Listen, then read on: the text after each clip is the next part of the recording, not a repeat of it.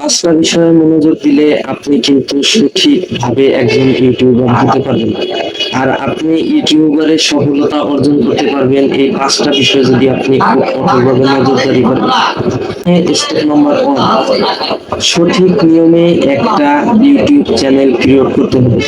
তো কোনো ভুল রাখা যাবে না। এর জন্য আপনি যদি না পারেন আপনাকে দেখে দেখে শিখতে হবে বা অন্য কারো সাহায্য নিতে হবে।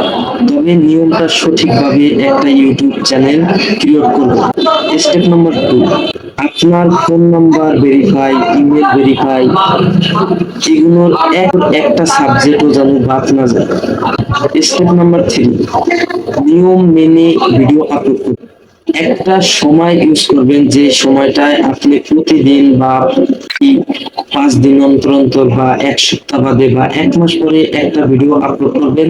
তাও সময়টা ঠিক একই টাইম ইউজ করবেন। এতে কিন্তু আপনার অডিয়েন্স যারা থাকবে, যারা আপনার ভিডিওগুলো দেখবে, তারা কিন্তু অনেকটা আগ্রহী থাকবে। আর আপনি যদি প্রতিদিন ভিডিও আপলোড দেওয়ার চেষ্টা করেন, তাহলে হয়তো আপনি 15 দিন, 20 দিন বা 1 মাস ভিডিও আপলোড দিতে পারবেন।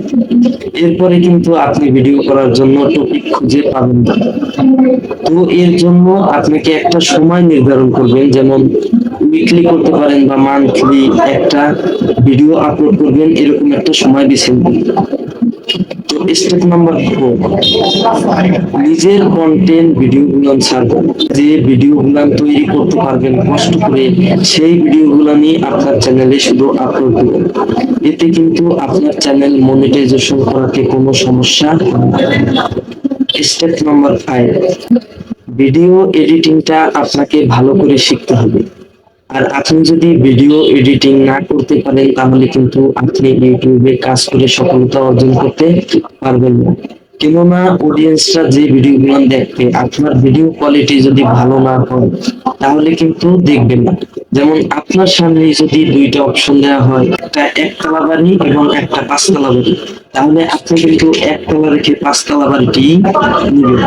তো এর জন্য আপনার কাছে কিন্তু যেরকম অপশন আছে একতলা ব্যাস 5 তলা, এরকম আপনার যারা অডিয়েন্স থাকবে বা যারা আপনার ভিডিওটা দেখবে, আপনাকে এখনো সাবস্ক্রাইব করেনি কিন্তু হঠাৎ করে আপনার ভিডিওটা দেখে ফেলেছে, তো তারা কিন্তু আপনার ভালো ভিডিওটা খুঁজবে।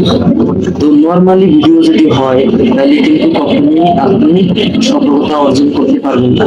আর ভিডিও কোয়ালিটি এডিটিং এর মাধ্যমে অনেক সুন্দর করে তোলা হয়। এই নিয়ে একটা ভিডিও আমি দিছি, এডিট কিভাবে করবেন। তো ডিএসএলআর এর মতনও কিন্তু আপনি এডিট করে করতে পারবেন। তো এই ভিডিওর লিংক ডেসক্রিপশন বক্সে দিয়ে দেব, তো চাইলে আপনারা দেখে আসতে পারেন। তো তোমরা যারা আমার চ্যানেলে নতুন দর্শক, অবশ্যই আমার চ্যানেলটাকে সাবস্ক্রাইব করে দিয়ে যাবে। আর যারা অলরেডি সাবস্ক্রাইব করে দিয়েছো তাদেরকে অসংখ্য ধন্যবাদ। তো আমি মেহেদী আজকের মতন বিদায় নিচ্ছি। ভালো থাকবেন সবাই। আল্লাহ হাফেজ।